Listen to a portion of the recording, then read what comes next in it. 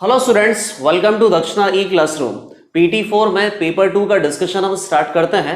Question 1 देखिए, विच of the following compound can show geometrical isomerism. तो ये बहुत इजी क्वेश्चन है। 4 स्ट्रक्चर हमें दे रखा है और ये फाइंड आउट करना है कि कौन से स्ट्रक्चर में GI पॉसिबल है। ऑप्शन 1 देखिए, बेंजीन है तो बेंजीन में तो GI पॉसिबल होगा नहीं, क्यूमुलेटेड अल्कीन है, horizontal vertical non planar structure होगा और नॉन प्लेनर स्ट्रक्चर में GI पॉसिबल नहीं है, तो पहला ऑप्शन तो चला गया। सेकंड ऑप्शन पे आते हैं, ये 6 कार्बन एटम का साइकिल है और इसमें पाई बॉन्ड प्रेजेंट है, तो पाई बॉन्ड के अबाउट 6 कार्बन एटम के साइकिल में GI नहीं होता है। अगर साइकिल में पाई बॉन्ड के अबाउट GI आपको देखना है तो साइकिल में एटलीस्ट 8 कार्बन एटम प्रेजेंट होना चाहिए। तो बेसिकली साइक्लोहेक्सीन में तो GI नहीं होगा, लेकिन इस पाई बॉन्ड पे GI पॉसिबल है। कार्बन कार्बन में रेस्ट्रिक्टेड रोटेशन प्रेजेंट है, दोनों ग्रुप डिफरेंट है और इधर भी ये दोनों ग्रुप डिफरेंट है साइकिल के, तो बी ऑप्शन में GI पॉसिबल होगा।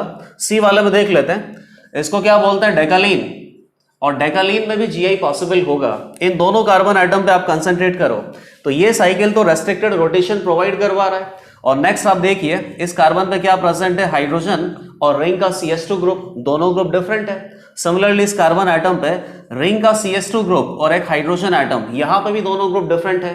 तो इन दोनों कार्बन एटम में रेस्ट्रिक्टेड रोटेशन है और दोनों कार्बन एटम पे दो ग्रुप डिफरेंट है, मतलब इस पर्टिकुलर स्ट्रक्चर में भी GI पॉसिबल होगा।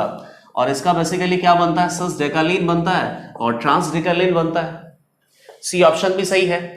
डी ऑप्शन पे आइए, साइकिल में पाई बॉन्ड के अबाउट GI आपको देखना है। तो ये साइकिल अगर आप देखो तो इसमें टोटल 10 कार्बन एटम है। 10 कार्बन एटम की साइकिल में पाई बॉन्ड के अबाउट GI पॉसिबल होगा, तो डी ऑप्शन में भी ज्योमेट्रिकल आइसोमेरिज्म पॉसिबल हो सकता है। तो क्वेश्चन बहुत सिंपल था, मल्टीपल करेक्ट है।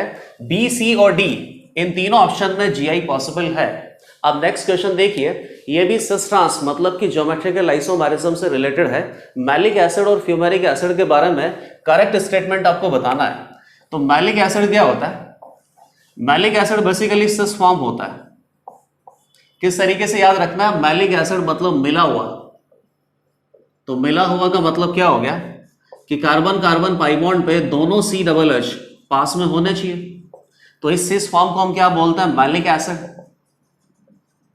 और इसी के ट्रांस फॉर्म को क्या बोलते हैं, फ्यूमेरिक एसिड। तो आपको बेसिकली सिस और ट्रांस में ज्योमेट्रिकल आइसोमर में प्रॉपर्टीज का कंपैरिजन करना है। जैसे प्रॉपर्टीज क्या हो सकता है, बॉइलिंग पॉइंट हो सकता है, मेल्टिंग पॉइंट हो सकता है, कौन सा सिस आइसोमर है, कौन सा ट्रांस आइसोमर है, यही स्टेटमेंट दे रखे हैं और इन्हीं स्टेटमेंट में आपको देखना है कि कौन सा करेक्ट है। तो सबसे पहला स्टेटमेंट क्या है, दे आर कॉन्फिगरेशनल आइसोमर, बिल्कुल सही बात है। कॉन्फिगरेशनल में कौन आता है, GI और OI दोनों आता है, ये दोनों ज्योमेट्रिकल आइसोमर है, ये ऑप्शन करेक्ट। मैलिक एसिड में बॉइलिंग पॉइंट ज्यादा होगा फ्यूमेरिक एसिड के कंपैरिजन में। तो ये देख लेते हैं, मैलिक एसिड और फ्यूमेरिक एसिड बॉइलिंग पॉइंट कहां ज्यादा होता है, जिस मॉलिक्यूल में पोलैरिटी ज्यादा होता है, डाइपोल मूवमेंट ज्यादा होता है। तो मैलिक एसिड को अगर आपने देखा तो मैलिक एसिड सिस फॉर्म है, CH का क्या लगता है, -I। तो -I की वजह से इसका नेट डाइपोल मूवमेंट क्या आएगा, फाइनाइट आएगा। और इसमें -I लग रहा है, दोनों अपोजिट साइड में प्रेजेंट है, तो दोनों डाइपोल एक दूसरे को कैंसिल आउट करने के बाद नेट डाइपोल मूवमेंट यहां पे कितना आएगा, 0। तो क्या पता चल गया कि सिस फॉर्म में जो मैलिक एसिड है इसका डाइपोल मूवमेंट ज्यादा है, तो यहाँ डाइपोल डाइपोल इंटरेक्शन ज्यादा होगा, तो इसका बॉइलिंग पॉइंट ज्यादा आना चाहिए। लेकिन ऐसा बिल्कुल भी नहीं है, ये ऑप्शन इनकरेक्ट है। मैलिक एसिड का जो बॉइलिंग पॉइंट है फ्यूमेरिक एसिड से ज्यादा नहीं आएगा। अब यहाँ पे एक कंसेप्ट और आता है, इंट्रामोलिकुलर हाइड्रोजन बॉन्डिंग जहां पे होती है उस पर्टिकुलर मॉलिक्यूल का बॉइलिंग पॉइंट कम हो जाता है। तो ये जो मैलिक एसिड है, मैलिक एसिड में इंट्रामोलिकुलर हाइड्रोजन बॉन्डिंग पॉसिबल है। ये आप देखिए, दोनों CH में यहां हाइड्रोजन एटम किससे कनेक्टेड है, मोर इलेक्ट्रोनेगेटिव एटम ऑक्सीजन से, और इस ऑक्सीजन एटम के साथ ये हाइड्रोजन बॉन्डिंग कर सकता है। इंट्रामोलिकुलर H बॉन्डिंग प्रेजेंट है। तो इंट्रामोलिकुलर H बॉन्डिंग क्या करता है, बॉइलिंग पॉइंट को रिड्यूस करता है। तो जो मैलिक एसिड है एक्चुअली में इसका बॉइलिंग पॉइंट कम होगा, और फ्यूमेरिक एसिड का जहां इंट्रामोलिकुलर हाइड्रोजन बॉन्डिंग नहीं हो सकती वहां पे बॉइलिंग पॉइंट ज्यादा आएगा। तो बी ऑप्शन कैसा हो गया, इनकरेक्ट। डाइपोल मूवमेंट से नहीं देखना है, इंट्रामोलिकुलर हाइड्रोजन बॉन्डिंग को भी कंसिडर करना है।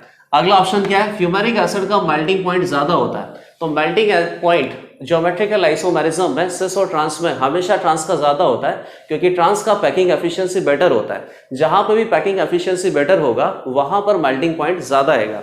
तो ये जो फ्यूमेरिक एसिड है ये ट्रांसफॉर्म है और ट्रांसफॉर्म का ही मेल्टिंग पॉइंट ज्यादा होगा। तो अभी तक ए और सी करेक्ट आ चुका है। अब डी भी देख लेते हैं। Malic acid is E form और ई कॉन्फिगरेशन गलत है। मैलिक एसिड तो अपने पास जेड कॉन्फिगरेशन है, ई कॉन्फिगरेशन तो किसका हो गया, फ्यूमेरिक एसिड का। तो डी ऑप्शन भी गलत हो गया। पहले दोनों क्वेश्चन ज्योमेट्रिकल आइसोमेरिज्म से रिलेटेड थे। फर्स्ट क्वेश्चन में आपने क्या देखा कि कहां पे जीआई पॉसिबल है, और सेकंड क्वेश्चन में क्या देखा, सिस और ट्रांस दो ज्योमेट्रिकल आइसोमर हमें दे रखे हैं और इनमें प्रॉपर्टीज का कंपैरिजन करना है। तो सेकंड क्वेश्चन में करेक्ट आंसर है ए और सी। नेक्स्ट क्वेश्चन में काइरल कार्बन काउंट करना है। काइरल कार्बन क्या है, कोई भी sp3 कार्बन जहां पे 4 डिफरेंट ग्रुप अटैच्ड हो, तो उस स्ट्रक्चर में total number of chiral carbon find out करना है। स्ट्रक्चर साइक्लिक है। साइक्लिक स्ट्रक्चर में मोस्टली 3 डिग्री कार्बन एटम पे फोकस करना है, क्योंकि 3 डिग्री कार्बन एटम पे 4 डिफरेंट ग्रुप मिलने का पॉसिबिलिटी सबसे ज्यादा है।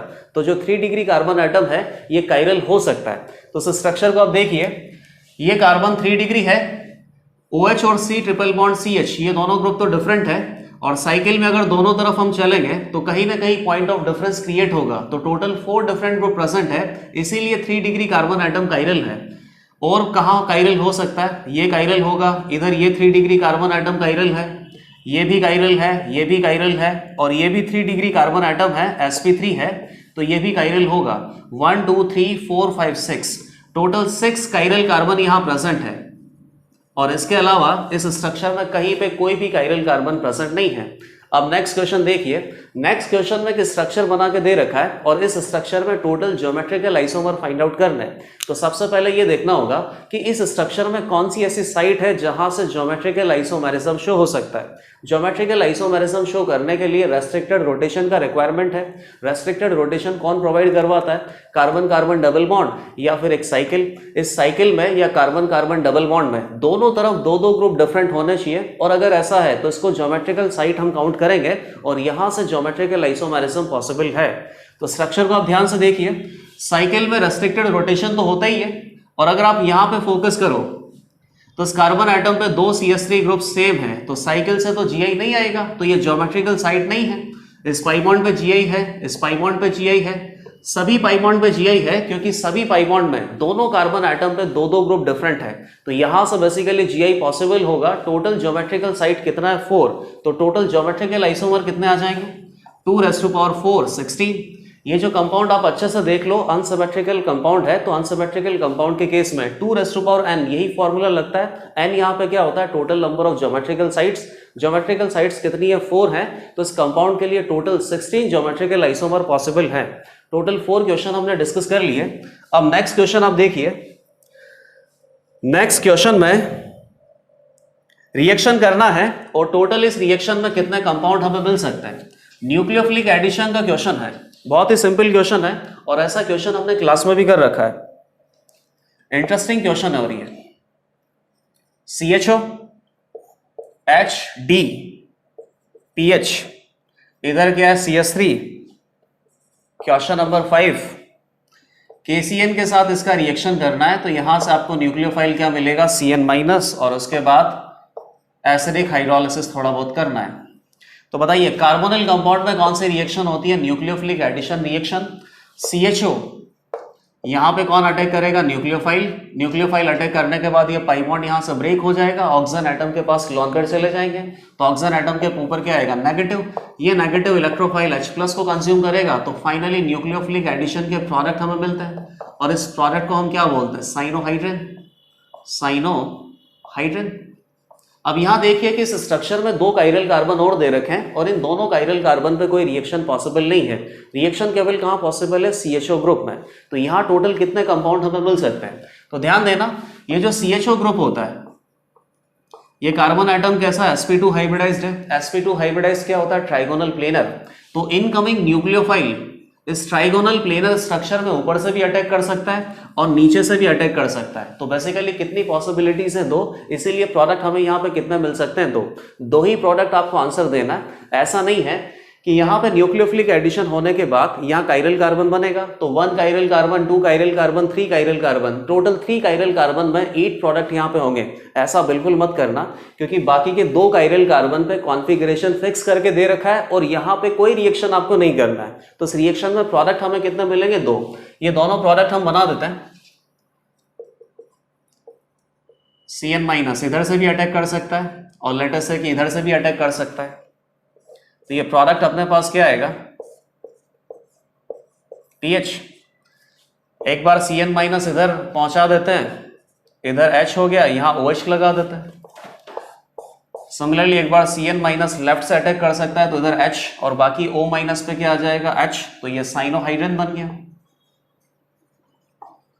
और टोटल 2 ही प्रोडक्ट की पॉसिबिलिटी है, क्योंकि बाकी के जो कायरल कार्बन है वहां पे कॉन्फ़िगरेशन आपको चेंज नहीं करना है। ये जो सबस्ट्रेट मॉलिक्यूल है फिशर प्रोजेक्शन में बना के दे रखा है, तो इन कायरल कार्बन पे कॉन्फ़िगरेशन फिक्स है। तो 5th क्वेश्चन का आंसर कितना हो गया? 2। अब नेक्स्ट क्वेश्चन देखिए। नेक्स्ट क्वेश्चन में कुछ स्ट्रक्चर्स हमें बना के दे रखी है, बेसिकली केमिकल बॉन्डिंग से रिलेटेड है, और इन स्ट्रक्चर में आपको ये देखना है कि कौन सा करेक्ट है और कौन सा इनकरेक्ट है। तो करेक्ट स्ट्रक्चर को इसने क्या बोला है? P, और इनकरेक्ट स्ट्रक्चर को क्या बोला है? Q। तो P² - Q², ये आपको निकालना है। सबसे पहले इस क्वेश्चन की सारी स्ट्रक्चर्स हमें बनानी होगी। स्ट्रक्चर कौन सी सही हो सकती है, कौन सी गलत हो सकती है, इसके लिए आपको हाइब्रिडाइजेशन और VSEPR थ्योरी पता होना चाहिए।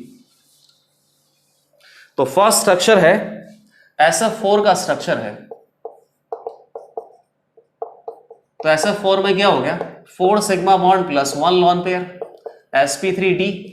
sp3d में क्या होता है? ट्राइगोनल बाइपिरामिडल, और एक लॉन पेयर आपको अटैच करना है। तो लॉन पेयर सबसे पहले कहां जाता है? इक्वेटोरियल पे। तो कौन सी स्ट्रक्चर बनती है? सीसो। और ये आपको सीसो स्ट्रक्चर में ही दे रखा है, मतलब ये करेक्ट है। Question number 6। अगला क्वेश्चन क्या है? SOF4। तो यहां पर भी sp3d ही आएगा। डबल बॉन्डों को कहां लगाना है? सबसे पहले इक्वेटोरियल पे। इन्होंने एक्सियल पे लगा रखा है, इन्होंने ये स्ट्रक्चर बना रखी है, मतलब ये हो गया गलत। थर्ड स्ट्रक्चर अपने पास क्या है? ये सेकंड, ये फर्स्ट। थर्ड स्ट्रक्चर है S3PO3। तो S3PO3 का क्या स्ट्रक्चर होता है? बेसिकली ये डाइप्रोटिक होता है, 2 OH प्रेजेंट होते हैं और एक H फास्फोरस से कनेक्टेड है। तो ये स्ट्रक्चर भी आपको सही दे रखा है, एग्जैक्टली यही स्ट्रक्चर क्वेश्चन में दे रखा है। नेक्स्ट स्ट्रक्चर है IF2O2- और एक लॉन पेयर यहां प्रेजेंट होना चाहिए। तो इसका स्ट्रक्चर भी कैसा आएगा? sp3d ही आएगा। sp3d में ट्राइगोनल बाइपिरामिडल आप बना दो। अब डबल बॉन्डों को कहां लगाना? इक्वेटोरियल पे। लॉन पेयर को कहां लगाना? इक्वेटोरियल पे। और उसके बाद यहां पे F होना चाहिए, F होना चाहिए, और एक इक्वेटोरियल पे O-। तो ये स्ट्रक्चर एग्जैक्टली सही दे रखा है, तो ये भी सही हो गया। अब नेक्स्ट आ जाते हैं 5th पे। अभी तक कितने स्ट्रक्चर करेक्ट है? 3 स्ट्रक्चर करेक्ट है, 1 इनकरेक्ट है। IF5 है ये, और नेगेटिव यहां पे, सॉरी नेगेटिव नहीं होगा। तो 1 lone pair plus 5 bond pair, total कितना हो गया? 6 मतलब sp3d2 ऑक्टाहेड्रल टाइप आपको बनाना है, और एक लॉन पेयर आप कहीं पे भी लगा सकते हो, इसमें एक्चुअल इक्वेटोरियल का फंडा नहीं होता, तो ये भी सही है। 6 ये क्या दे रखा है? IF और 2 लॉन पेयर, मतलब ये हो गया IF4- 4 bond pair plus 2 lone pair, sp3d2 octahedral structure. अब आप यहां पे ध्यान से देखना, जो 2 लॉन पेयर बना रखे हैं, ये दोनों लॉन पेयर के बीच में 90 डिग्री का एंगल है, तो ये बेसिकली गलत है। ये इस तरीके से बनना चाहिए, दोनों लॉन पेयर में मैक्सिमम डिस्टेंस होना है, तभी इस स्ट्रक्चर का स्टेबिलिटी क्या होगा? सबसे ज्यादा। तो ये गलत दे रखा है। और लास्ट स्ट्रक्चर क्या है अपने पास? ICl3। तो ICl3 को इन्होंने किस तरीके से बना रखा है? ट्राइगोनल बाइपिरामिडल आएगा, Cl और इधर भी इन्होंने एक Cl लगा रखा है। ये लॉन पेयर ऐसे बना रखा है, जबकि आपको पता है कि इसमें 2 लॉन पेयर प्रेजेंट है, दोनों लॉन पेयर पहले इक्वेटोरियल पोजीशन पे जाएंगे, तो इसका स्ट्रक्चर कुछ ऐसा होना चाहिए था। इक्वेटोरियल पे लॉन पेयर लगाना है और यहाँ पे ये Cl आ जाएगा, तो टी शेप स्ट्रक्चर होना चाहिए, तो ये भी आपको गलत दे रखा है। तो टोटल रॉन्ग कितना है 1 2 3 और टोटल राइट कितना है 1 2 3 4। तो 4 राइट है, 3 इनकरेक्ट है, तो ये P हो गया, ये Q हो गया। क्या आपको निकालना, P square minus Q square, 16 minus 9, तो इसका आंसर हो गया 7। इंटीजर बेस्ड क्वेश्चन था और क्वेश्चन नंबर 6 का आंसर आ गया 7। क्वेश्चन नंबर 7 पे आते हैं। 7 अपने पास मल्टीपल करेक्ट है, न्यूक्लियोफिलिसिटी का करेक्ट ऑर्डर आपको बताना है और न्यूक्लियोफिलिसिटी ORM 1 में हमने पढ़ा हुआ है, तो सारे ऑप्शंस हम चेक कर लेते हैं। न्यूक्लियोफिलिसिटी करेक्ट ऑर्डर, एग्जैक्टली यही क्वेश्चन है। फर्स्ट में क्या है NH2 माइनस, फिर NH3 और फिर क्या हो गया PHNH2। तो न्यूक्लियोफिलिसिटी किस पे डिपेंड करता है कि डोनर एटम पे इलेक्ट्रॉन डेंसिटी जितना ज्यादा होगा उतना इजीली इलेक्ट्रॉन डोनेट कर सकता है, तो न्यूक्लियोफिलिसिटी ज्यादा होगा। पहली बात तो ये हो गया। और दूसरा, डोनर एटम पे स्टेरिक क्राउडिंग कम होना चाहिए। स्टेरिक क्राउडिंग जितना कम होगा मॉलिक्यूल उतना ही छोटा होगा और छोटा मॉलिक्यूल तेजी से अटैक कर सकता है, तो न्यूक्लियोफिलिसिटी इंक्रीज होगा। तो दो फैक्टर्स पे हमें ध्यान देना है, स्टेरिक क्राउडिंग और electron density on donor atom. तो पहला ये जो ऑप्शन आपको दे रखा है ये करेक्ट है। यहां पे आप देखिए, ये तो नेगेटिवली चार्ज स्पीशीज है और ये न्यूट्रल स्पीशीज है, तो बेसिकली इधर इलेक्ट्रॉन डेंसिटी तो वैसे ही ज्यादा होगा, तो ये इजीली इलेक्ट्रॉन डोनेट कर सकता है। अब यहाँ इन दोनों में देखिए, ये लॉन पेयर लोकलाइज्ड है, ये लॉन पेयर डीलोकलाइज्ड है, फिनाइल के साथ ये लॉन पेयर रेजोनेंस कर रहा है, तो यहाँ बेसिकली इलेक्ट्रॉन डेंसिटी कम हो जाएगा। कहाँ पे, डोनर एटम पे, क्योंकि ये जो इलेक्ट्रॉन पेयर है ये पूरे कंपाउंड में डिस्पर्स हो गए, इलेक्ट्रॉन डेंसिटी डोनर एटम पे कम होगा तो न्यूक्लियोफिलिसिटी कम होगा। तो पहला ऑप्शन तो सही आ गया। सेकंड पे आते हैं, CH3O माइनस मेथॉक्साइड आयन और यहां पे बेसिकली आइसोप्रोपोक्साइड आयन। ये तो बहुत सिंपल क्वेश्चन है। और ये टर्शरी ब्यूटॉक्साइड आयन, तो ऑक्साइड आयन ही यहाँ पे न्यूक्लियोफाइल है और इस ऑक्साइड आयन से बल्कि अल्काइल ग्रुप लगा रखे हैं। जितना अल्काइल ग्रुप बल्कि होगा स्टेरिक क्राउडिंग उतना ही ज्यादा होगा, न्यूक्लियोफाइल की साइज बड़ी होगी और बड़ी साइज का जो न्यूक्लियोफाइल है उसका न्यूक्लियोफिलिक स्ट्रेंथ कम होता है, तो ये भी सही है। थर्ड पे आ जाते हैं, F minus Cl minus Br minus I minus और सॉल्वेंट आपको दे रखा है DMSO, पोलर एप्रोटिक सॉल्वेंट। तो पोलर एप्रोटिक सॉल्वेंट एनाइन को सॉल्वेट नहीं करता है, डू नॉट सॉल्वेट एनाइन, ये सब ORM 1 में हमने पढ़ा हुआ है। ये एनाइन को सॉल्वेट नहीं करेगा, तो यहाँ पे जो एनाइन का एक्चुअल साइज है वही साइज सॉल्यूशन में भी प्रेजेंट होगा, तो F माइनस छोटा होगा, I माइनस बड़ा होगा। जो छोटा होगा उसकी न्यूक्लियोफिलिक स्ट्रेंथ ज्यादा आएगी, तो ये ऑर्डर होना चाहिए, इन्होंने ये दे रखा है, तो ये इनकरेक्ट हो गया। फर्स्ट और सेकंड करेक्ट है, क्वेश्चन नंबर 7 की बात है। और फोर्थ ऑप्शन है अपने पास, बहुत ही सिंपल है, अमाइन इन्वर्जन से रिलेटेड है। तो ये बाइसाइक्लो कंपाउंड है, नाइट्रोजन का लॉन पेयर डोनेट करना है। सिमिलरली यहाँ पे 3 इथाइल लगा दो, लेकिन ये कंपाउंड आपने ओपन रख दिया, तो यहाँ पे अमाइन इन्वर्जन पॉसिबल है और अमाइन इन्वर्जन के कारण लॉन पेयर डोनेटिंग कैपेबिलिटी कम हो जाती है, जिससे कि न्यूक्लियोफिलिक स्ट्रेंथ कम हो जाएगा। तो न्यूक्लियोफिलिक स्ट्रेंथ ज्यादा किसका आएगा, इस बाइसाइक्लो अमाइन का, और इसी का ज्यादा दे रखा है, तो ये ऑप्शन भी करेक्ट है। टोटल 7 क्वेश्चन हमने डिस्कस कर लिए और अब मल्टीपल चॉइस क्वेश्चन आ रखे हैं। क्वेश्चन नंबर 8 आप देखिए, क्वेश्चन नंबर 8 में अगेन ये भी हाइब्रिडाइजेशन से रिलेटेड क्वेश्चन है और केमिकल बॉन्डिंग में हमने कर रखा है। यहां बेसिकली ये जो मॉलिक्यूल दे रखे हैं, इन मॉलिक्यूल्स के बारे में इंफॉर्मेशन आपको पता होनी चाहिए। मॉलिक्यूल्स क्या है, N2O5, Cl2O6, PCl5, I2Cl6, HCF6 और PBr5। ये सभी मॉलिक्यूल सॉलिड स्टेट में as a cation anion exist करते हैं। तो आपको ये पता करना है कि कैटायन या एनायन कहीं पे भी sp3 हाइब्रिडाइज्ड सिस्टम है या नहीं है। टोटल नंबर ऑफ कंपाउंड्स, अच्छा टोटल यहां पे 3 स्टेटमेंट आपको देखना है, x, y और z। x अपने पास क्या है, sp3 हाइब्रिडाइज्ड होना चाहिए, चाहे कैटायन हो चाहे एनायन हो। y क्या है,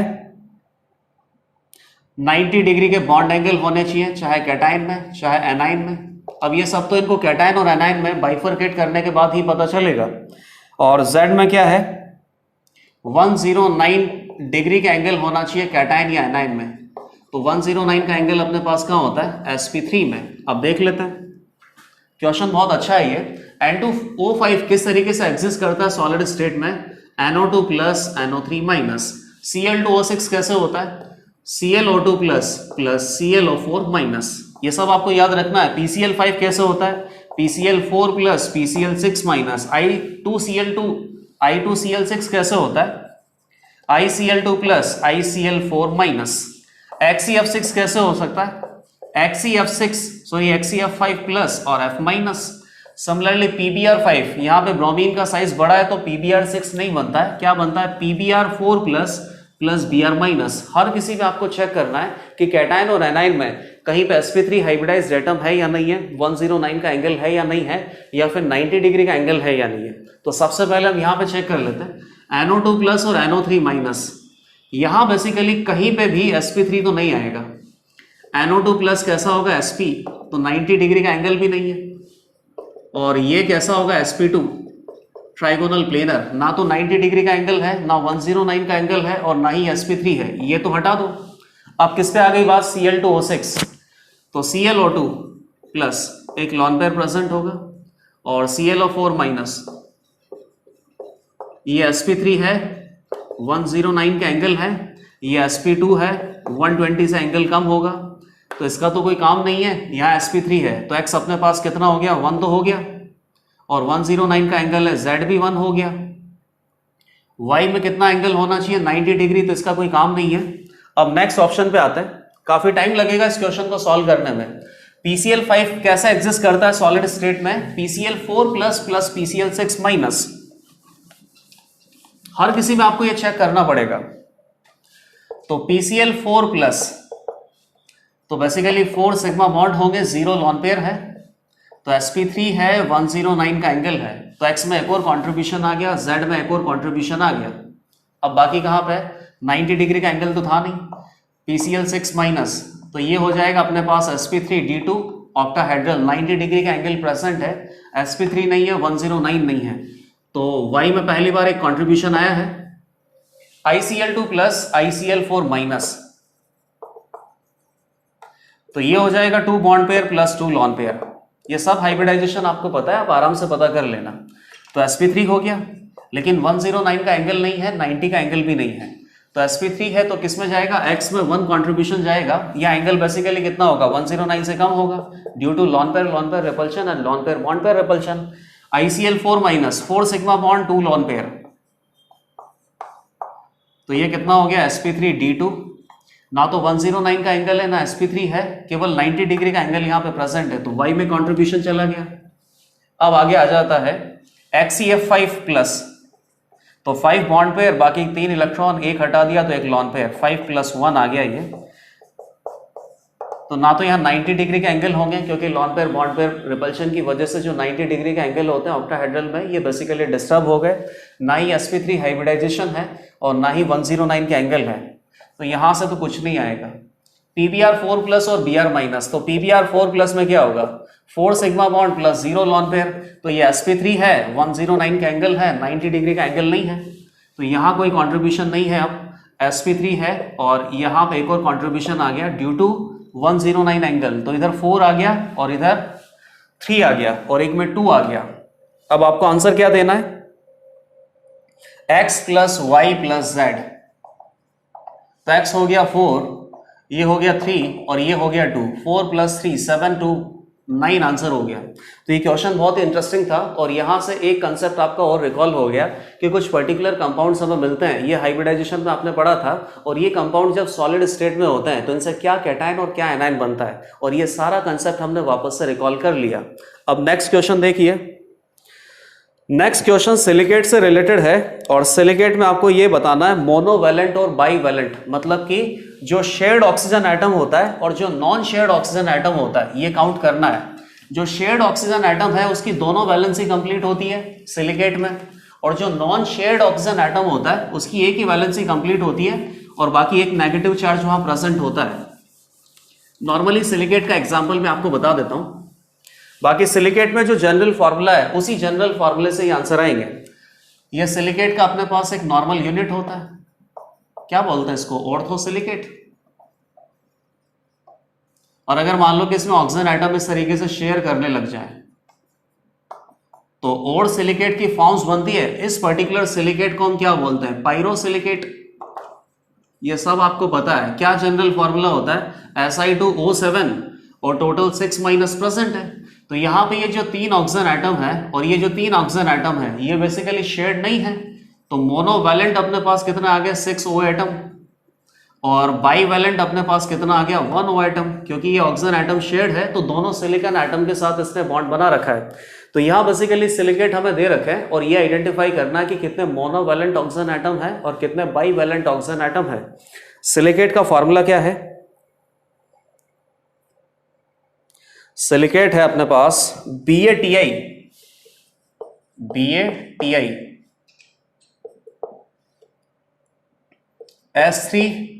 Si3O9।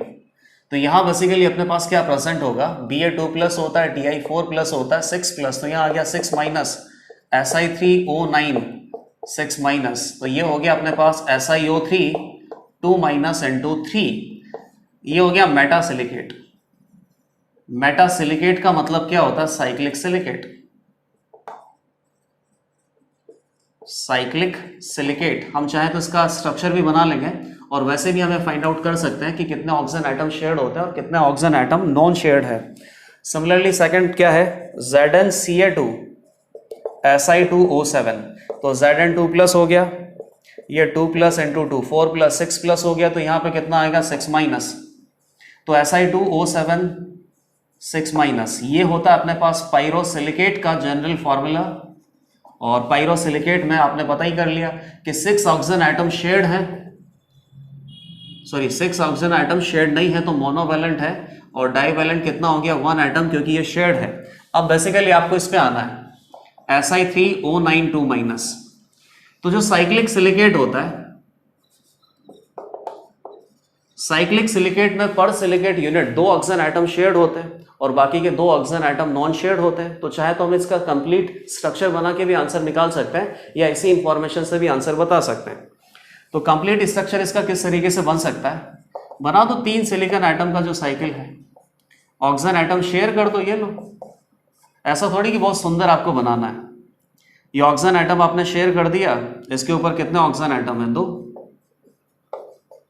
बाकी के 2 बैलेंस और कंप्लीट कर दो, 1 2 3 4 5 6 7 8 9 ऑक्सीजन कंप्लीट हो गया। 6 ऑक्सीजन एटम पे माइनस है, 3 सिलिकॉन एटम है, तो मोनोवैलेंट अपने पास कितने आ गए 6 और बाईवैलेंट अपने पास कितने आ गए 3। तो 6 प्लस 6 12, तो मोनोवैलेंट आ गए नॉन शेयर्ड, और 3 प्लस 1 4 अपने पास कैसे आ गया शेयर्ड। अब यहां पे आंसर आपको क्या बताना है, x डिवाइडेड बाई y, तो 4 डिवाइडेड बाई 4, ये आंसर आ गया अपने पास 3। इंटीजर बेस्ड क्वेश्चन था, सिलिकेट वापस से यहां से रिवाइज हुआ, तो एक बार सिलिकेट को वापस देख लेना कि कौन सा सिलिकेट का क्या जनरल फॉर्मूला होता है और उसका स्ट्रक्चर हम किस तरीके से बना सकते हैं। अब नेक्स्ट क्वेश्चन है, नेक्स्ट क्वेश्चन पे बहुत सिंपल है, डाइथाइनिक एसिड, थाइनिक सीरीज आपने पढ़ा है, थाइनिक सीरीज और थाइनस सीरीज। इस सीरीज के जो एसिड प्रेजेंट होते हैं उन एसिड का जनरल फॉर्मूला आपको पता है। तो थाइनिक एसिड कैसा होता है, थाइनिक एसिड सीरीज H2SN+2O6 एक जनरल स्ट्रक्चर होता है। जो साइड वाले सल्फर होते हैं यहीं पे ऑक्सीजन एटम प्रेजेंट होता है, और हर थाइनिक एसिड का जो प्रोटिसिटी है वो कितना आएगा 2, क्योंकि 2 ही ऑक्सीजन एटम पे 2 हाइड्रोजन एटम कनेक्टेड हैं, 2 ही एसिडिक प्रोटॉन है, और बाकी सल्फर कनेक्ट कर दो बीच में जितने आपको करने हैं, इस तरीके से या थोड़ा इस तरीके से आप दिखा दो। तो जो मिडिल में सल्फर एटम होंगे इनका ऑक्सीडेशन स्टेट कितना होगा, बेसिकली 0, और साइड में जो 2 सल्फर एटम है इनकी ऑक्सीडेशन स्टेट क्या होगी, +1 +1 +1 +1 +1 +5 तो हो गया, और सल्फर सल्फर से कितना आएगा 0, तो ये +5 ऑक्सीडेशन स्टेट में है, ये +5 ऑक्सीडेशन स्टेट में है, और बीच में जो सल्फर है इन सभी सल्फर में सल्फर सल्फर के बॉन्ड है, तो यहां से ऑक्सीडेशन स्टेट बेसिकली कितना आएगा 0। अब क्वेश्चन यहां पे क्या पूछा है, पॉलीथाइनेटाइन, तो पॉलीथाइनेटाइन बना देते हैं। पॉली वर्ड क्यों यूज किया है? क्योंकि यहाँ पे जो थाइनिक एसिड है वो डाइथाइनिक भी हो सकता है, ट्राइथाइनिक भी हो सकता है, टेट्राथाइनिक भी हो सकता है, पेंटाथाइनिक भी हो सकता है। पेंटाथाइनिक एसिड का फॉर्मूला क्या होगा? पेंटाथाइनिक एसिड, तो बेसिकली 5 सल्फर एटम होने चाहिए, तो H2S5O6। तो पेंटाथाइनिक एसिड में से अगर H+ आप रिमूव करोगे तो क्या बनेगा? पेंटाथाइनेटाइन। तो बेसिकली इन्होंने जनरल बोल दिया पॉलीथाइनेटाइन। पॉलीथाइनेटाइन का फॉर्मूला अपने पास क्या होगा? SN+2O6 -। अब क्वेश्चन देखना आप, average oxidation state of sulphur atom is equal to bond order of sulphur oxygen atom. ठीक है, तो बॉन्ड ऑर्डर आप फाइंड आउट कीजिए और average oxidation state of sulphur atom दोनों को इक्वलाइज करना है। सल्फर ऑक्सीजन का जो बॉन्ड ऑर्डर है बेसिकली टर्मिनल जगह से ही आएगा, क्योंकि यहीं पे सल्फर ऑक्सीजन का जो बॉन्ड है वो प्रेजेंट है। ये पॉलीथाइनेटाइन बना दिया। अब बताइए बॉन्ड ऑर्डर डबल है या सिंगल है? बिल्कुल नहीं, ना तो डबल है ना सिंगल है, क्योंकि रेजोनेंस है, और रेजोनेंस में भी क्या बनेगा? Equivalent resonating structure. तो हम यहाँ पे एब्सोल्यूट एवरेज ले सकते हैं, तो यहां से एवरेज अपने पास क्या आएगा? 5/3, 2 + 2 + 1। इसकी 3 रेजोनेटिंग स्ट्रक्चर बनेगी। 3 रेजोनेटिंग स्ट्रक्चर में किसी भी एक बॉन्ड का अगर आप बॉन्ड एवरेज बताओगे तो कितना आएगा? 5/3। इधर से भी एग्जैक्ट सेम आएगा, तो दोनों का एवरेज वापस से क्या आ जाएगा? 5/3। और एवरेज ऑक्सीडेशन स्टेट आपको बताना है, दोनों को बराबर करना है। तो 6 × 2 -12 -2 -10, तो +10, 10 + n+2 डिवाइडेड बाई n+2। यही ऑक्सीडेशन स्टेट आएगा यहाँ सल्फर का। दोनों को आप इक्वलाइज कर दो तो n की वैल्यू आ जाएगी, और n की वैल्यू यहाँ पे फाइंड आउट करना है। तो क्या हो गया? ये 5/3 = 10 डिवाइडेड बाई n+2। ये हो गया 2, ये हो गया 6, n+2 = 6, n = 4, n = 4। तो ये बेसिकली क्या होगा? S6O6 और ये तो हो गया अपने पास हेक्साथाइनेटाइन। तो ये किससे बना होगा? हेक्साथाइनिक एसिड से। फॉर्मूला क्या रहा होगा? वापस से H+ अटैच कर दो, H2S6O6 हेक्साथाइनिक एसिड ये रहा होगा। तो यहाँ बेसिकली कंसेप्ट बहुत सिंपल था कि पहली बात तो थाइनिक एसिड का जो सीरीज है इसका स्ट्रक्चर आपको बनाना आना चाहिए। सल्फर का एवरेज ऑक्सीडेशन स्टेट हम फाइंड आउट कर सकते हैं, और सल्फर ऑक्सीजन का जो बॉन्ड है इसका एवरेज बॉन्ड ऑर्डर भी फाइंड आउट कर सकते हैं। अब नेक्स्ट क्वेश्चन देखिए। नेक्स्ट क्वेश्चन में क्या है? ये बेसिकली अपने पास P ब्लॉक D ब्लॉक से आ गया क्वेश्चन। बोरोन का एक स्ट्रक्चर दे रखा है, कोई कंपाउंड है साइक्लिक कंपाउंड, कुछ ज्यादा इजी क्वेश्चन है ये, और इसमें फाइंड आउट करना है हमें total number of lone pair and total number of sigma bond. और स्ट्रक्चर क्या है? B3O3OH6 3-। तो जिस तरीके से ये आपको स्ट्रक्चर दे रखा है, total number of sigma bond plus total number of lone pair find out करना है, और इन दोनों का डिफरेंस आपको बताना है, sigma bond minus lone pair. ये जिस तरीके से आपको कॉम्प्लेक्स बना के दे रखा है इसका स्ट्रक्चर हम बहुत इजीली बना सकते हैं। बताइए, साइकिल तो आपको बनाना ही है। साइकिल में 3 बोरोन एटम होंगे, 3 ऑक्सीजन एटम होंगे, अल्टरनेट लगा दो। ये केवल अपने पास एक ट्रिक है, ऐसा नहीं किसी तरीके से स्ट्रक्चर बनेगा, लेकिन कोई पता नहीं किया जा सकता। ये कहीं पे अगर आपने स्ट्रक्चर ऑलरेडी देखा हुआ है तभी आप सही तरीके से बना सकते हो, बाकी तो यहाँ पे ट्रिक ही लगाया जा सकता है। और ट्रिक ये बेसिकली सही होता है कि 3 बोरोन एटम लगा दो, 3 ऑक्सीजन एटम लगा दिए। अब यहाँ पे बेसिकली क्या लगाना है? 6OH। तो इस बोरोन एटम का 2 वैलेंसी कंप्लीट है, यहाँ पे 2 OH और लगाए जा सकते हैं। वैसे बोरोन का 3 ही वैलेंसी होता है, और 4th वैलेंसी अगर यहाँ पे अटैच किया जाता है तो बोरोन के ऊपर फॉर्मल चार्ज आ जाता है नेगेटिव। तो तीनों बोरोन पे 3 फॉर्मल चार्ज नेगेटिव होगा, तो ये स्ट्रक्चर एकदम सही बना दिया। सिग्मा बॉन्ड आप काउंट करो, 1 2 3 4 5 6 और +2 +2 +2, तो ये कितना हो गया? 6 + 6 कितना हो गया? 12। और हाइड्रोजन ऑक्सीजन में भी बॉन्ड होगा यहाँ पे, तो 6 OH है तो 6 यहाँ से आ जाएंगे, 12 + 6 कितना हो गया? 8 सिग्मा बॉन्ड हो गया। लॉन पेयर देख लेते हैं। अब लॉन पेयर के लिए स्ट्रक्चर की कहाँ जरूरत है? ये तो बेसिकली ऑक्सीजन एटम के पास ही लॉन पेयर हो सकते हैं। ऑक्सीजन एटम अपने पास कितने हैं? 6 और 3 9 ऑक्सीजन एटम पे कितने लॉन पेयर होंगे? 18। एक ऑक्सीजन एटम पे 2 लॉन पेयर प्रेजेंट होता है, तो ये आंसर आ गया 0। इंटीजर बेस्ड क्वेश्चन था ये। अब नेक्स्ट क्वेश्चन पे आते हैं। मल्टीपल करेक्ट है और ये बेसिकली रिएक्शन बेस्ड है।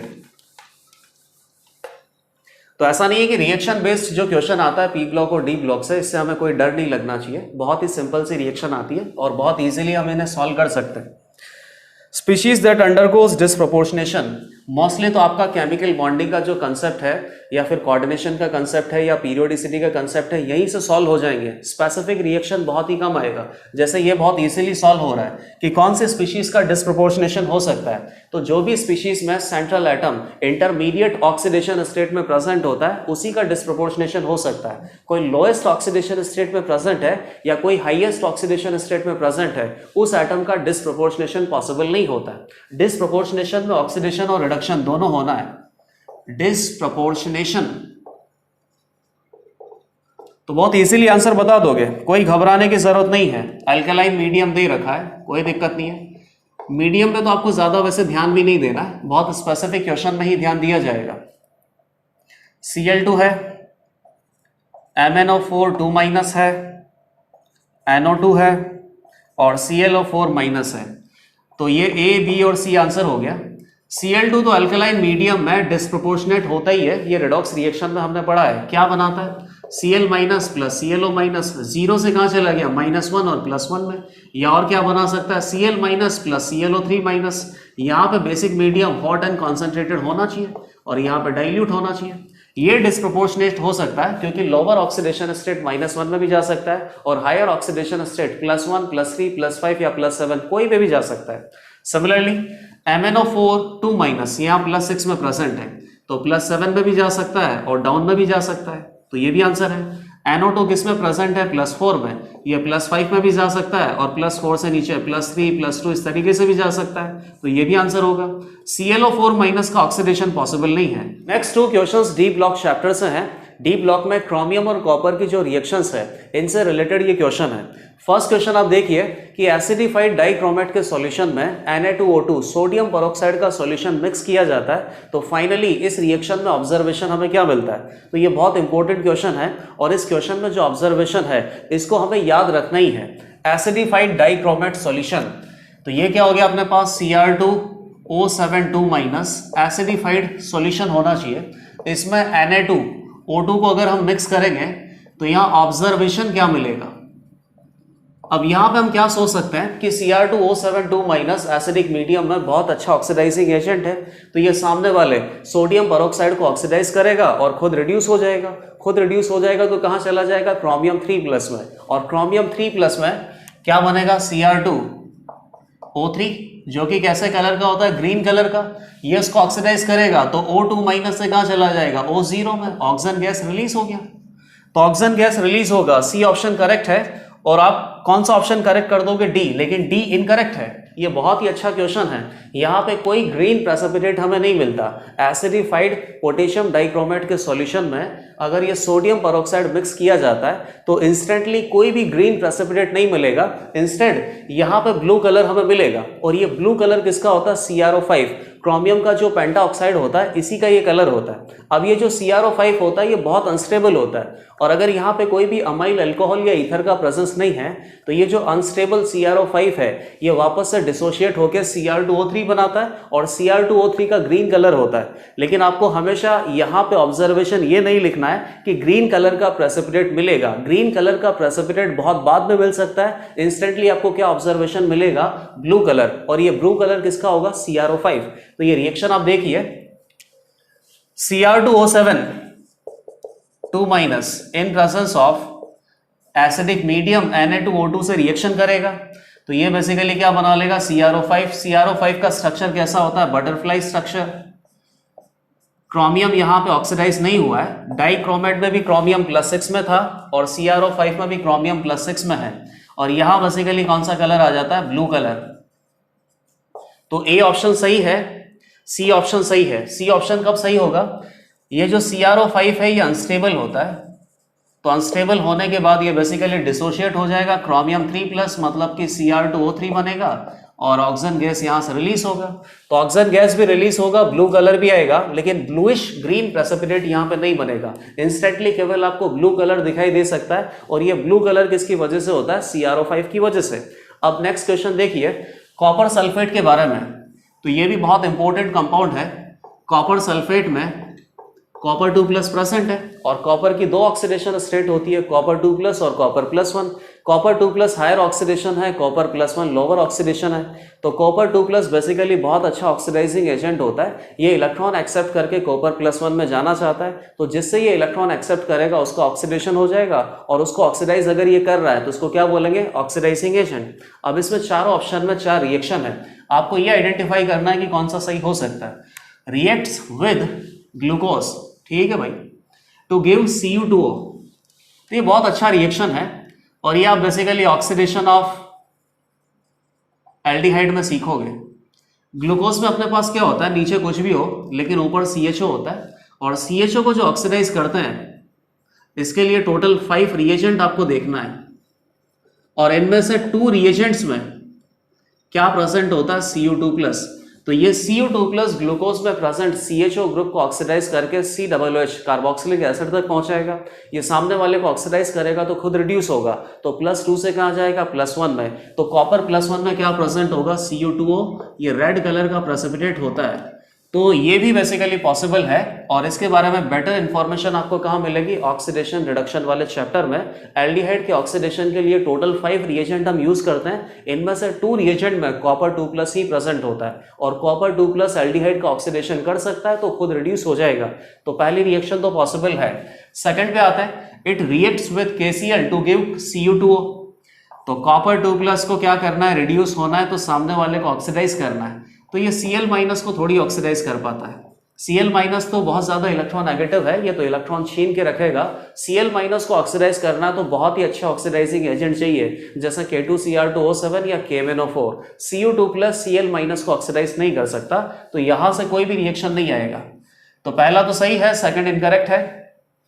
इट गिव्स Cu2O और हीटिंग, ये तो सिंपल है, सल्फेट को अगर आप हीट करोगे तो क्या बनेगा, मेटल ऑक्साइड प्लस SO3, और 700 या 750 डिग्री सेंटीग्रेड से ऊपर हीट कर दोगे तो ये वापस से SO3 डिसोशिएट होकर SO2 प्लस हाफ O2, लेकिन बनेगा क्या, मेटल ऑक्साइड। कॉपर किसमें प्रेजेंट है, +2 में, तो +2 में उसका ऑक्साइड क्या होगा, कॉपर ऑक्साइड। तो थर्ड ऑप्शन भी करेक्ट हो गया। और लास्ट क्या है, it reacts with Ki to give brown colouration.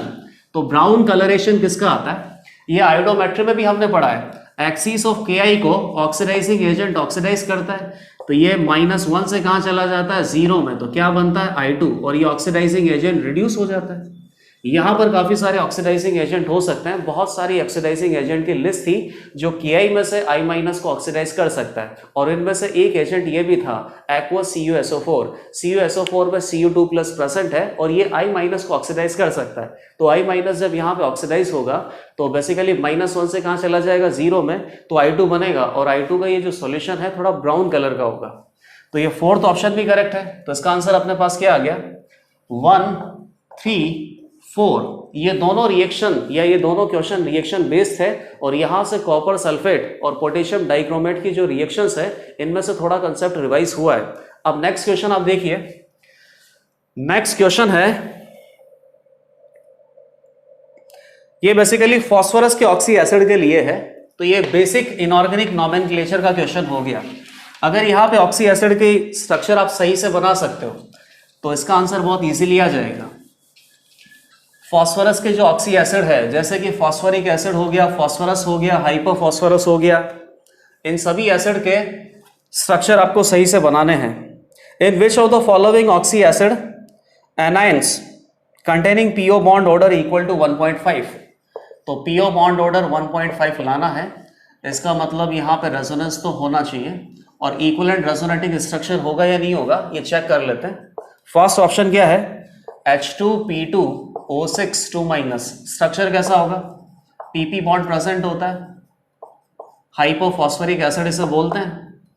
ये हाइपोफॉस्फोरिक एसिड का फॉर्मूला होता है, H+ हटा दो तो हाइपोफॉस्फेट आयन बन जाएगा।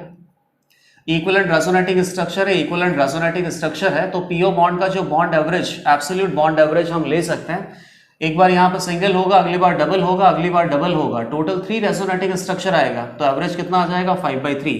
ये नहीं है answer. In which of the following oxy anions containing PO bond order equal to 1.5। तो यहाँ पे तो 1.5 नहीं आएगा। अब सेकंड आ जाता है H2PO3-। H2PO3 माइनस, मतलब ये H3PO3 फॉस्फोरस एसिड की बात है। तो ये फॉस्फोरस एसिड का फॉर्मूला है। अब यहां से ये बना दिया आपने। अब यहाँ पे इक्विवेलेंट रेजोनेटिक स्ट्रक्चर होगा, तो यहाँ पे जो पीओ बॉन्ड है इसका एवरेज कितना आ जाएगा 1.5, 2 + 1 डिवाइडेड बाई 2। लेकिन ये जो पीओ बॉन्ड है इसका जो एवरेज है वो 1.5 नहीं आने वाला, क्योंकि इधर भी रेजोनेंस है लेकिन नॉन इक्विवेलेंट रेजोनेटिक स्ट्रक्चर बनेगा। थर्ड पे आते हैं, H2PO4 माइनस। ठीक है भाई, अब ये भी देख लेते हैं, H2PO4 माइनस। तो ये किससे बना है? H3PO4 फॉस्फोरिक एसिड से। ये फॉस्फोरिक एसिड की शक्ल बना देते हैं, H+ हटा दो। तो यहाँ पे भी जो एनायन है, एनायन में यहाँ पे इक्विवेलेंट रेजोनेटिक स्ट्रक्चर बन सकता है 2 + 1, एवरेज कितना आएगा 1.5। तो पीओ बॉन्ड का जो एवरेज है वो 1.5 भी है, और यहाँ पे जो पीओएच में बॉन्ड है, पीओ बॉन्ड, इसका एवरेज 1.5 नहीं आएगा, क्योंकि यहाँ पे जो इक्विवेलेंट रेजोनेटिक स्ट्रक्चर है वो नहीं बनने वाला। लेकिन आपको केवल एनायन में चेक करना है, तो यहाँ पे पीओ बॉन्ड का बॉन्ड एवरेज 1.5 आ सकता है। H2PO2 माइनस, तो ये किससे बना होगा? H3PO2 से, हाइपोफॉस्फोरस एसिड से। तो हाइपोफॉस्फोरस एसिड में देख लेते हैं कि पीओ बॉन्ड का जो एवरेज है वो 1.5 है या नहीं है। H2PO2 minus H3PO2 hypophosphorous acid, ये मोनोप्रोटिक होता है। H+ हटा दो यहां से तो नेगेटिव आ जाएगा, नेगेटिव गैप पाई, रेजोनेंस तो है, इक्विवेलेंट रेजोनेटिक स्ट्रक्चर बनेगा। तो ये जो दोनों पीओ बॉन्ड है ये इक्वल लेंथ के आएंगे, और बॉन्ड एवरेज कितना आएगा 1.5।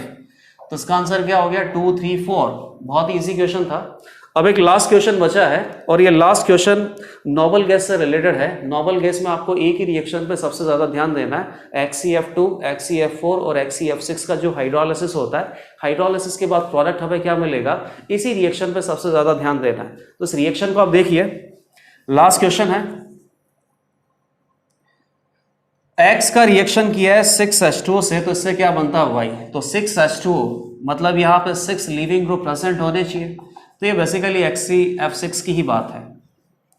तो ये सारे के सारे लीविंग ग्रुप को हटा देगा। 6 टाइम ये अटैच हुआ, तो एक तरीके से आप ऐसे सोचो, 6 टाइम न्यूक्लियोफाइल ने अटैक किया, 6 टाइम लीविंग ग्रुप को हटा दिया। इस तरीके से ट्रिक डेवलप किया जा सकता है। H2O रिमूव कर दो, H2O रिमूव कर दो, H2O रिमूव कर दो, तो ये कितना बन जाएगा? HCO3 plus 3H2O plus 6HF। तो ये आंसर आपने बना दिया। Y भी आपको पता चल गया, X भी आपको पता चल गया। इनफैक्ट X तो आपको क्वेश्चन में ही दे रखा है। और X की रिएक्शन H2O से करेंगे तो क्या बनेगा? Z। X अपने पास क्या हो गया? HCF6। H2O से करना है, 1 टाइम ये अटैक करेगा, तो ये एक्चुअली में क्या बनेगा? 5 फ्लोरीन तो यहाँ प्रेजेंट होंगे, एक क्या आ गया? OH2 प्लस, यहाँ से प्रोटॉन लॉस होगा, प्रोटॉन लॉस होने के बाद H+F- के साथ कंबाइन हो गया, तो ये HF बन गया। यहाँ पे डबल बॉन्ड का फॉर्मेशन करेगा, ये लिविंग ग्रुप लीव कर गया, तो ये बनेगा XeOF4 प्लस HF। ये H+ वापस से रिमूव होगा, F- इसको कनेक्ट कर लेगा, तो HF बनेगा। HF का एक मॉलिक्यूल पहले भी बन चुका है, तो 2 HF यहाँ पे मिलेंगे। तो इस रिएक्शन का सारा इंफॉर्मेशन हमने पता कर लिया। अब केवल ऑप्शन चेक करना बाकी है। अब ऑप्शन में क्या है? X बना देता हूं मैं पहले। X क्या है? HCF6, ये तो क्वेश्चन में दे रखा था। Y क्या हो गया? HCO3। Z क्या होगा? HCOF4। फर्स्ट ऑप्शन है कंपाउंड Y इज XeO3, बिल्कुल सही है। फर्स्ट ऑप्शन तो करेक्ट हो गया। सेकंड पे आ जाते हैं। Both compound Y and Z have same number of lone pair at central atom. Central atom अपने पास जेनॉन है, Y और Z की बात करनी है, तो XeO3 हो गया, XeOF4 हो गया। बना दो, डबल बॉन्ड हो, डबल बॉन्ड हो, डबल बॉन्ड हो, टोटल 6 इलेक्ट्रॉन पेयर जेनॉन ने ऑक्सीजन के साथ बॉन्ड बनाने में खर्च कर दिए, तो एक इलेक्ट्रॉन पेयर यहाँ पे बचा हुआ है। जेनॉन के आउटर मोस्ट शेल में 8 इलेक्ट्रॉन होते हैं। यहाँ पे फ्लोरीन के साथ 4 बॉन्ड बनाएगा, ऑक्सीजन के साथ डबल बॉन्ड, तो इसके भी 6 इलेक्ट्रॉन तो खर्च हो गए बॉन्ड बनाने में, एक इलेक्ट्रॉन पेयर बच गया। सेंट्रल एटम पे इलेक्ट्रॉन पेयर या लॉन पेयर सेम है, बिल्कुल सही है। थर्ड पे आ जाते हैं। थर्ड अपने पास क्या हो गया, Z इज पार्शियली हाइड्रोलाइज्ड, बिल्कुल सही बात है, ये पार्शियली हाइड्रोलाइज्ड हुआ है, अभी भी यहाँ पे लिविंग ग्रुप फ्लोरीन प्रेजेंट है, अभी केवल 2 फ्लोरीन या 2 लिविंग ग्रुप यहाँ से लीव किया है, मतलब कि पार्शियल हाइड्रोलाइसिस के प्रोडक्ट हमें मिले हैं। इसमें अगर 2H2 और यूज कर सकते हैं हम, प्लस 2H2O, तो बेसिकली यहां से 4H प्लस मिलेगा, 4F यहाँ पे है तो 4HF बन जाएगा, 2 ऑक्सीजन एटम इधर कनेक्ट हो गया तो XCO3, ये कंप्लीटली हाइड्रोलाइसिस का प्रोडक्ट हमें मिलेगा। और लास्ट क्वेश्चन क्या है, X act as a fluoride donor when it reacts with alkali metal fluoride, बिल्कुल गलत है ये। जैसे मान लो NF है, तो NF से आपको क्या मिलेगा, Na प्लस F माइनस, तो ये अपने पास फ्लोराइड आयन है, तो ये क्या होगा, फ्लोराइड आयन एक्सेप्टर होगा, क्या बनेगा, XeF7 माइनस। XeF6 में एम्प्टी डी ऑर्बिटल की कोई कमी नहीं है, ये लुईस एसिड है, Lewis acid electron pair accept करता है, तो मेटल फ्लोराइड से आपको क्या मिलेगा, F माइनस, इस F माइनस को ये एक्सेप्ट करेगा, ये लुईस एसिड होगा, ये लुईस बेस होगा, तो XeF6 को हम क्या बोलेंगे, फ्लोराइड आयन एक्सेप्टर, ना कि फ्लोराइड आयन डोनर, तो फोर्थ ऑप्शन इसमें इनकरेक्ट हो गया। तो इस क्वेश्चन का आंसर क्या आ गया, 1 2 3। ये पेपर 2 में सारे क्वेश्चंस हमने डिस्कस कर लिए, सारे क्वेश्चंस ऑलमोस्ट बहुत इजी थे, तो स्कोर आपका बहुत अच्छा होना चाहिए।